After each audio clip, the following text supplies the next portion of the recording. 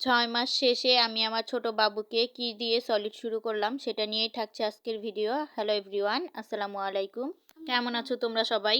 আজকে প্রথমেই আমি ছোট বাবুর সলিড শুরু করলাম। আজকে রান্না করেছিলাম কোমরের পিউরি। আমি কিন্তু ডাক্তারের পরামর্শ নিয়ে তারপর বাবুকে সলিড শুরু করেছি। প্রথমে কোমরের পিউরি দিয়ে শুরু করেছি আমি। আজকে প্রথমেই ওকে দিয়েছি। আমি কিন্তু এখানে খুব ভালো করে ম্যাশ করে নিয়েছি ম্যাশার দিয়ে।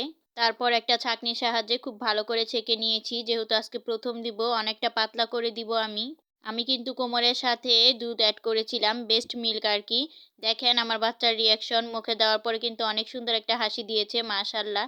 তারপরের দিন চলে এসেছি আমি খাবারটা নিয়ে। একটা খাবার আমাকে 3 দিন করে দিতে বলেছিল। তারপরের দিন আমি খাবারটা দিয়েছিলাম হালকা একটু ঘন করে, সাথে কিন্তু বেস্ট মিল্ক দিয়েছিলাম। আর তারপরের দিন একেবারেই ছাঁকা ছাড়া শুধু ম্যাশ করে তারপর বাবুকে দিয়েছি। আলহামদুলিল্লাহ মাশাআল্লাহ আমার বাবু খেয়েছে। আল্লাহ হাফেজ।